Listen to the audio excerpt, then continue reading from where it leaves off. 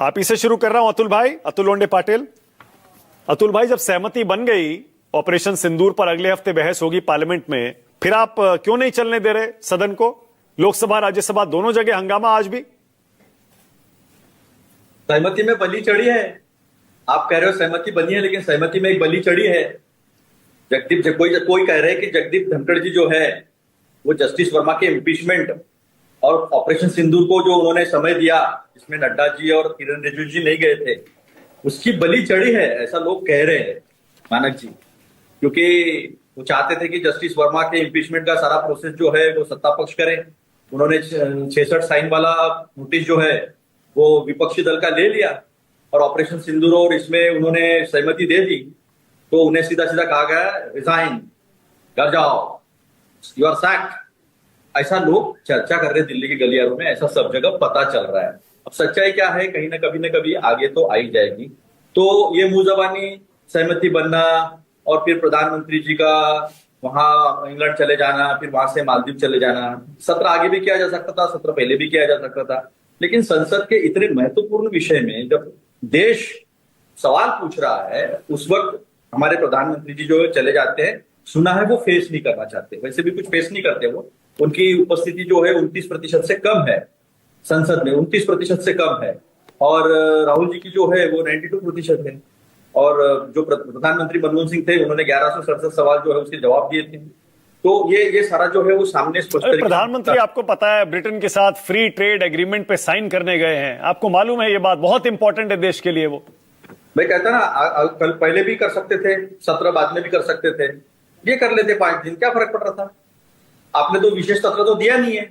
अटल बिहारी वाजपेयी जी ने 1962 में मांगा था, 67 में लाल बहादुर शास्त्री ने संसद को फेस किया था, 71 में इंदिरा जी ने फेस किया था। नहीं, मैं समझ नहीं पा रहा हूं, मतलब संसद जो आप वाजपेयी ने फेस किया था, संसद जो आप चलने नहीं दे रहे, जो आप संसद नहीं चलने दे रहे, उसकी वजह अभी समझ में नहीं आ रही। मुझे थोड़ा खोल के समझाइए ना, क्या बात है? जब ऑपरेशन सिंदूर पर सहमति बन गई चर्चा के लिए अगले हफ्ते, तो अब मुद्दा क्या है? क्यों नहीं चलने दे रहे आप? नहीं, ऐसा है कि स्कूल में बच्चे को दाखिला दिया है और स्कूल में पढ़ाया ही नहीं जा रहा है, स्कूल में इधर उधर की बातें की जा रही है, हवा हवाई।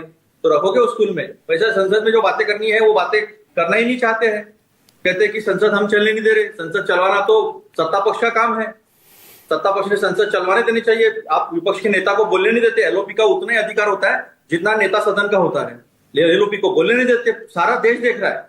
आप कितना भी कह लो कि नहीं नहीं कांग्रेस ऐसा करे, तो सारा देश अभी देख रहा है क्या हो रहा है। अभी एसआईआर का आपने इतनी बड़ी बातें बताई, कुछ सवाल मैं खड़े करता हूँ। वो छोड़ दीजिए, वो 11 फॉर्म, सुप्रीम कोर्ट ने क्या कहा, ये ले लो वो ले लो, इसके लिए ये डॉक्यूमेंट लगेगा, ये सब चीजें कब होगी मानक भाई?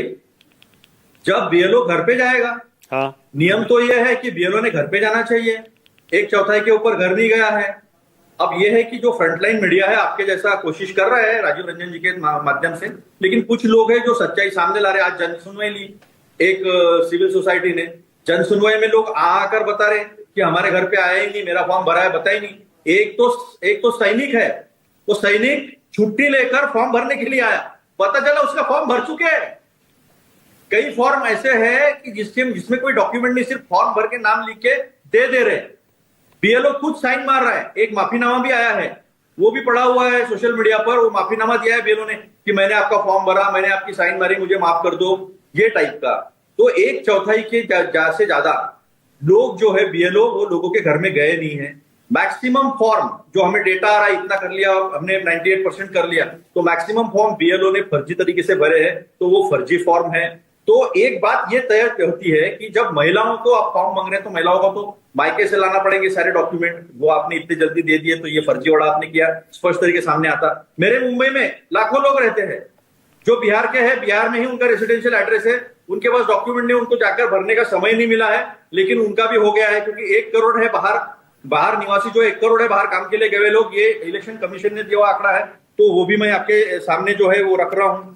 तो ये सारी जो बातें हैं, इलेक्शन कमीशन का जो प्रेस रिलीज है अतुल लोंडे पाटिल, वो ये कह रहा है कि 20 लाख लोग तो हैं जिनकी मृत्यु हो चुकी है, वो भी वोटर लिस्ट में है।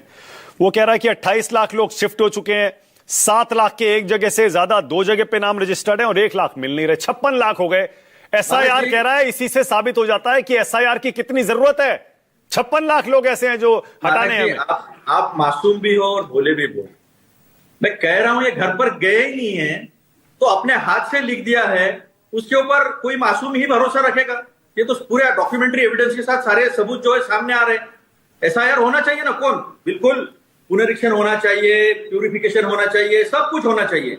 लेकिन 24 मार्च को आप 24 मार्च 25 को आप कहते हैं कि हम इसका प्यूरिफिकेशन करेंगे वोटर लिस्ट का, वो एक निकालता है जीआर इलेक्शन कमीशन का, और फिर कुछ सर्वे आता है जिसमें राहुल जी और तेजस्वी जी का काफी आगे है, तेजस्वी जी मुख्यमंत्री की रेस में काफी आगे ऐसा पता चलता है, और धाड़ से 25 जून को एक ऑर्डर आता है कि हम एसआईआर करेंगे। जब आपके पास वक्त कम है, इतनी सारी जो बातें बताई मैंने, जो मुंबई में काम कर रहे होंगे, दिल्ली में कर रहे हैं, पंजाब में कर रहे हैं, वो लोग कहां से इतने जल्दी डॉक्यूमेंट देंगे? और आपने डॉक्यूमेंट हासिल कर ले तो कैसे हासिल कर ले? ये डॉक्यूमेंट्री एविडेंस के साथ लोगों ने ये सारी सच्चाई जो है सामने लाई है।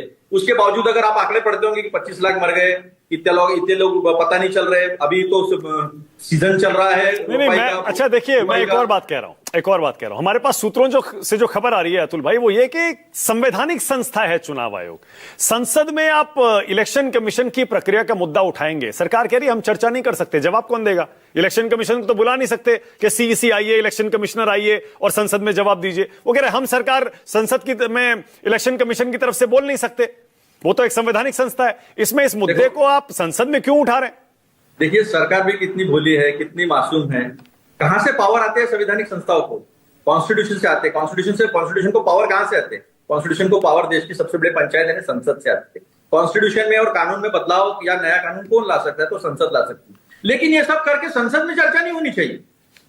संसद में चर्चा नहीं होनी चाहिए क्या? संसद ऐसी कोई संवैधानिक संस्था नहीं है जिसको संसद या देश का सुप्रीम कोर्ट बता नहीं सकता कि ये गलत है या सही। संसद सब बता सकती है। अगर सुप्रीम कोर्ट कॉन्स्टिट्यूशनल नहीं है, एक आध कानून बता सकती है, तो संसद ये बता सकती है कि नहीं ये कॉन्स्टिट्यूशनल चेंजेस है। और ये ठीक है। अब आपने ना ये एसआईआर ऑपरेशन सिंदूर पर डिबेट थी, आपने शुरू में ही धनखड़ जी का मुद्दा उठा दिया, तो मुझे आपसे पूछना पड़ेगा अतुल लोंडे पाटिल। अतुल भाई, आप ही की पार्टी थी ना जो धनखड़ जी के खिलाफ नो कॉन्फिडेंस मोशन लाई थी। आज बड़ा प्यार आ रहा है आपको, अचानक बताइए, अचानक कितनी हमदर्दी हो रही है धनखड़ जी से? उनको हटा दिया, गलत कर दिया। फिर आपकी मासूमियत, फिर आपका भोलापन सामने आ जाता है। हाँ, हमने उनके ऊपर क्यों लाया था नो कॉन्फिडेंस मोशन? क्योंकि आप पूरा सरकार जैसा चाहती है करते थे। अभी आपने देखा होगा कल पहले ही दिन नीचे से ट्रेजरी बेंच से कौन, जेपी नड्डा जी, क्या है वो, नेता सदन है, क्या कह रहे थे? हम जो कहेंगे वही रिकॉर्ड पर जाएगा, ये रिकॉर्ड पर नहीं जाएगा। हुई थी। चलिए ठीक है, ओके ऑल राइट। तो इनसे ना सुनिए ना, थोड़ा सा नहीं, अरे रुकिए ना, छोड़ दीजिए। धनखड़ जी मुद्दा नहीं है डिबेट का, छोड़ दीजिए ना। नहीं, धनखड़ जी के बारे में पूछा इसलिए बता रहा हूं मैं। हाँ, उन्होंने 4:30 बजे बीएससी का मीटिंग लिया, बिजनेस एडवाइजरी कमेटी का, सब खुश थे। उन्होंने दूसरे दिन लंच रखने की बात कही थी, उन्होंने टाइम दे दिया, उन्होंने इम्पीचमेंट का प्रोसेस ले लिया, और बेचारों को उनको इस्तीफा देना पड़ा। और ओके, तो इनसे ना 45 साल का कार्यकाल जिसका रहा, उसको फेयरवेल भी नहीं। तो इनसे ना गए बांग्लादेश में एक्सीडेंट, मानक जी, बड़ा ट्वीट आया मोदी जी का, मानक जी, ठीक है, ओके, आप तो इनसे